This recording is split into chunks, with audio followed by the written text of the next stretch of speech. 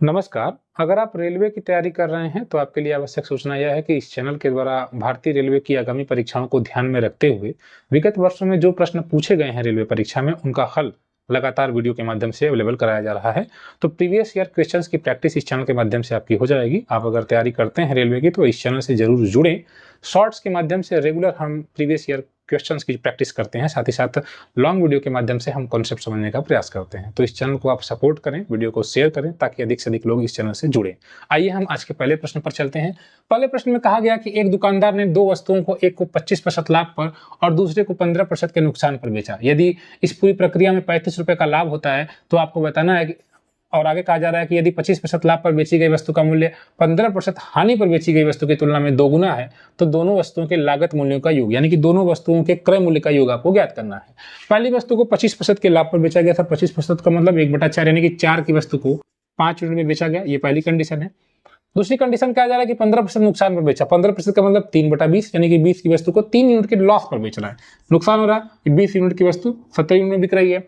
आगे कहा जा रहा है कि यदि 25% लाभ पर बेची गई वस्तु, यह वस्तु, और 15% हानि पर बेची गई वस्तु, ये वस्तु, इसका दोगुना है यह, तो क्या ये 4/20 का दोगुना आपको लग रहा है? नहीं लग रहा है ना। आप प्रश्न की भाषा के अनुसार इसको सेटिस्फाई करिए, यानी कि इसको दोगुना बनाइए। तो सर इसको दोगुना हम बनाएंगे अगर 10 से गुणा कर देंगे तो, क्योंकि अगर हम उससे दोगुना कर देंगे, 10 से गुणा कर देंगे तो ये 40 हो जाएगा और ये 20 रहेगा।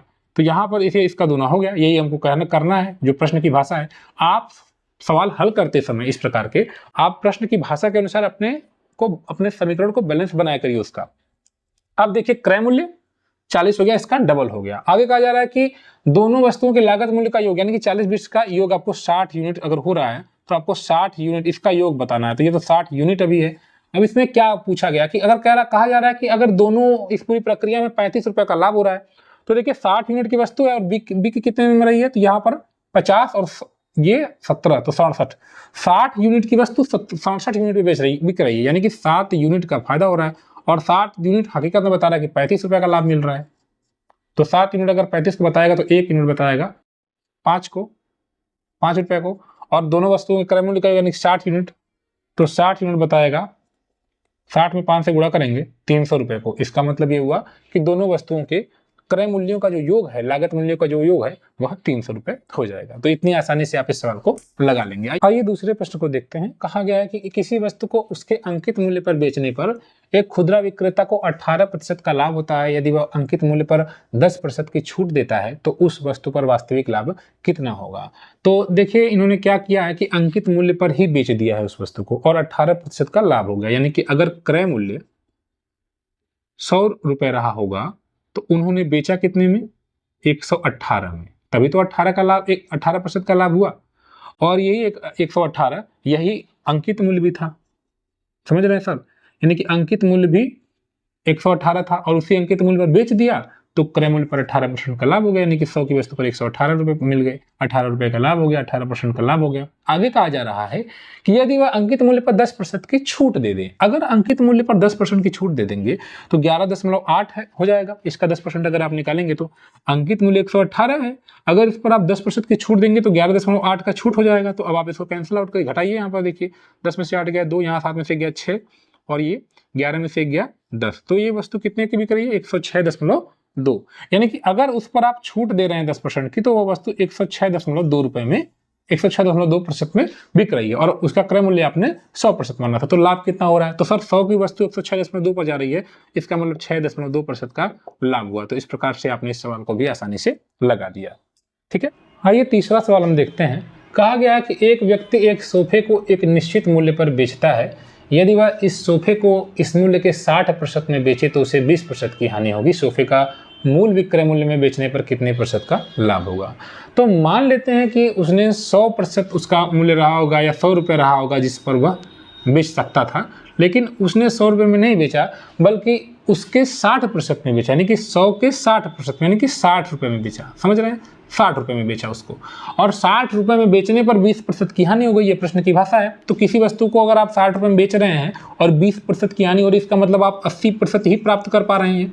तो उस वस्तु का 80% अगर 60 के बराबर है तो 1% 60/80 हो जाएगा।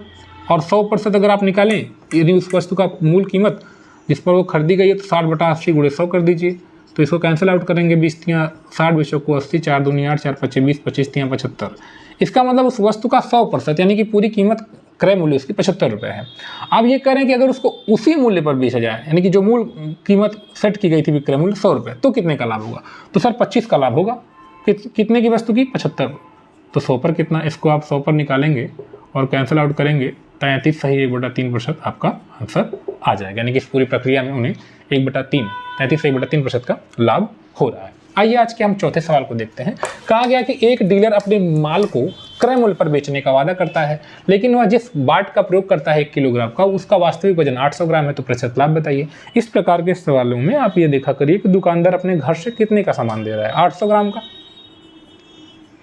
और 800 ग्राम के सामान पर कितना कमा ले रहा है? सर 200 ग्राम, क्योंकि एक्स्ट्रा कोई और कमाई तो है नहीं, क्योंकि वो कह रहा है कि मैं अपने क्रय मूल्य पर, खरीद पर ही बेच रहा हूँ। तो यहाँ पर खरीद पर वो बेच रहे हैं, लेकिन जो बाट यूज़ कर रहे हैं वो 800 ग्राम का यूज़ कर रहे हैं, और 800 ग्राम का बाट यूज़ करने के दौरान उन्होंने 200 ग्राम फ़ायदा कमा लिया। तो 200 ग्राम का फ़ायदा कितने पर? 800, तो 100 पर कितना? इसको आप कैंसिल आउट करेंगे और बड़ी आसानी से 25% आपका आंसर आ जाएगा। तो आपने देखा कि हमने इस सवाल को कैसे आसानी से लगा दिया। आगे कहा जा रहा है कि 9 वस्तुओं का विक्रय मूल्य 15 वस्तुओं के क्रय मूल्य के बराबर है। इस लेन देन में निम्न में से क्या हुआ है? अब आपको बताना है। आइए इसको हम देखते हैं। 9 वस्तुओं का विक्रय मूल्य यानी कि 9 ऑब्जेक्ट का हम यहाँ पर सेलिंग प्राइस लिख दे रहे हैं इज इक्वल टू, आगे आ जा रहा है 15 वस्तुओं के क्रय मूल्य के, 15 वस्तुओं के क्रय मूल्य के बराबर है। तो आप दोनों का रेशियो निकाल लीजिए, क्रय मूल्य और विक्रय मूल्य का। तो इस विक्रय मूल्य को इधर कर दीजिए, CP/SP इज इक्वल टू 9 और बटा 15 हो जाएगा। यानी कि 9 रुपये कोई चीज़ अगर खरीदी गई तो 15 रुपये में बेची जा रही है, तो 6 का फ़ायदा हो रहा है। कितने पर? 9 पर। तो 100 पर कितना? इसको आप निकालेंगे तो 3 दूना 6 3 तिक्के 9, 200/3 यानी कि 66 सही 2/3% या 66.66 ऐसे आएगा प्रतिशत आपका आंसर हो जाएगा। इसको आप 66.67 कहेंगे। तो आपने देखा कि हमने किस प्रकार से ऐसे सवालों को लगाया। अगर आप रेलवे की तैयारी करते हैं तो प्लीज़ इस चैनल को सपोर्ट करिए, इसकी वीडियो को शेयर करिए, ताकि अधिक से अधिक लोगों को इस चैनल से लाभान्वित हों, और साथ ही साथ जो प्रीवियस ईयर प्रश्न हैं उसको हम एक बेहतर तरीके से पूरा कर सकें। तो आप इस चैनल को सपोर्ट करिए। धन्यवाद।